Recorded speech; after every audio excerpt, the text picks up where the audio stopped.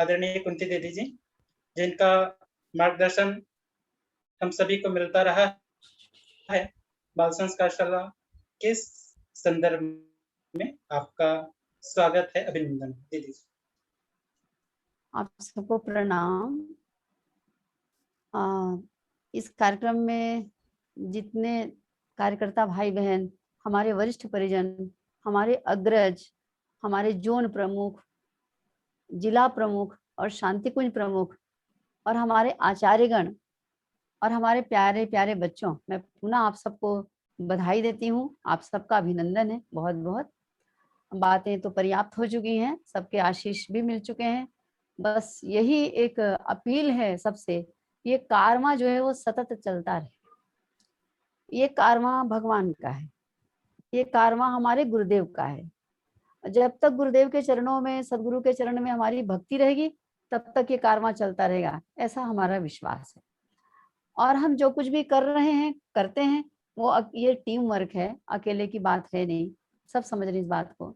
इसमें एक गांव गली में रहने वाला, छोटे से छोटे गांव में रहने वाला एक कार्यकर्ता से लेकर के बिल्कुल टॉप में राजधानी में बैठे हुए जो लोग हैं, जो जोन स्तर पर जो बैठे हुए लोग हैं, वहां तक इस कड़ी से सब जुड़े हुए हैं आपस में। और ये सारे के सारे जुड़ करके गुरुदेव के गले के हीरे के हार हैं।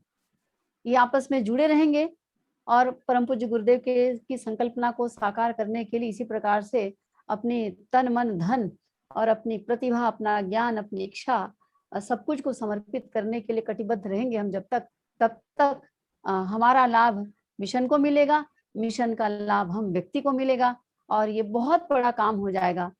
और सबसे बड़ी बात, हमें हमारे मन में सुकून रहेगा और हम सुकून के साथ जी पाएंगे और सुकून के साथ आंखें भी शायद बंद कर पाएंगे, ऐसा दिखाई देता है, लगता महसूस होता है।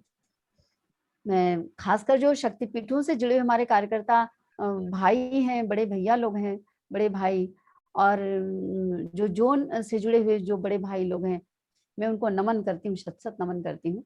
उनका प्रेम, उनका स्नेह, उनका मार्गदर्शन और उनका संरक्षण इन छोटे छोटे नवनिहालों को, नए कार्यकर्ता, जो युवा कार्यकर्ता हैं, जो कि आचार्य के रूप में इसमें अपनी भागीदारी निभा रहे हैं, उन सबको सतत मिलने की आवश्यकता है।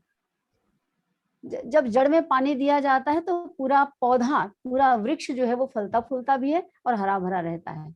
लेकिन यदि जड़ में पानी देना बंद कर दिया जाए तो फिर सब आधा अधूरा रह जाता है।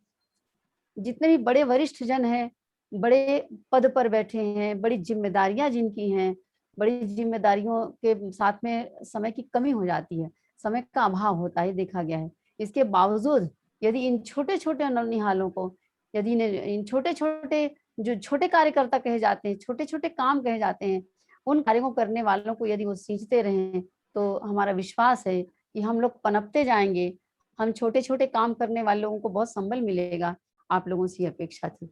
तो जो भी प्रांत भर के शक्तिपीठ हैं, प्रांत भर के जो ब्लॉक स्तर पर, जिला स्तर पर छोटे छोटे प्रज्ञापीठ हैं, वहाँ के जो कार्यकर्ता जुड़े होंगे, चाहे वो अभिभावक की भूमिका में हो सकते हैं, वो पालक की भूमिका में हो सकते हैं, वो आचार्य की भूमिका में हो सकते हैं, वो समन्वयक की भूमिका में हो सकते हैं, एक गायत्री परिवार की कार्यकर्ता की भूमिका में हो सकते हैं। तो उन सब से ये अपेक्षा है कि इस कार्य को, बाल संस्कार शाला को बहुत महत्वपूर्ण माने। खासकर इस कोरोना काल में जब हमारे बच्चे घर में बंद हैं और वो बहुत संक्रमण काल की स्थिति से गुजर रहे हैं, उनको सहेजने की बहुत आवश्यकता है। तो ये क्रांति जो है वो बाल संस्कार शाला की क्रांति, ऑनलाइन क्रांति, सबको मुबारक हो, सबको बधाई हो। और हम सब लोग अपनी अपनी भूमिका को समझें, अपनी अपनी भूमिका को समझने की ही आवश्यकता है। तो वो गुरुदेव की संकल्पना 4 लाइन में बोलूंगी, गुरुदेव ने लिखा है, हम सब लोग उसको याद करते हैं बार बार। गुरुदेव कहते हैं कि इस समय जनसंख्या तो बहुत बढ़ती जा रही है, लेकिन न तो विवेकानंद है, न गांधी, न सुभाष, न तिलक, लेकिन हम गढ़ेंगे, इस शरीर को छोड़ने के बाद करेंगे। फिर आगे बोलते हैं, हम आपसे, तुम लोगों से कराएंगे, तुम्हें कुछ नहीं करना है, तुम्हें नई पीढ़ी के बच्चे मैं नई पीढ़ी के बच्चे भेजूंगा, लाऊंगा, तुम उनके पास बैठना, उनसे अच्छी अच्छी बातें करना, उन्हें साधनाएं कराना, बाकी पीछे मैं सब कर दूंगा। आगे कहते हैं, स्थूल क्रियाकलापों को उत्कृष्ट बनाने की जिम्मेदारी तुम्हारी और सूक्ष्म परिवर्तन प्रत्यावर्तन करने की जिम्मेदारी हमारी। ये गुरुदेव का आश्वासन भी है गुरुदेव का निर्देश भी है। और भविष्य के लिए गुरुदेव ये बिल्कुल स्पष्ट कर देना चाहते हैं कि फिर से वही गांधी, विवेकानंद और सुभाष और तमाम सारे जो बड़ी हस्तियां थी क्रांतिकारी और महामानव और देव मानव और महापुरुष जो हैं वो आएंगे और वो हम करेंगे। चाहे वो ऑफलाइन बाल संस्कारशाला हो, चाहे ऑनलाइन बाल संस्कारशाला हो, जिसके माध्यम से गढ़े जा रहे हैं और जो दिखाई दे रहा है परिवर्तन, जिसको पालक अभिभावक भी महसूस कर रहे हैं और सारे लोग महसूस कर रहे हैं, तो निश्चित जाने मुझे विश्वास है और आपको भी वैसा विश्वास होगा कि हम कार्यकर्ता तो केवल बाहर से दिखते हैं, पीले कपड़े पहनने वाले, माइक पर बोलने वाले, ऑनलाइन चमकने वाले कह लीजिए, लेकिन वास्तव में उसके पीछे गुरुदेव का ही हाथ है और वो ही गढ़ने वाले हैं और वो भेजने वाले हैं।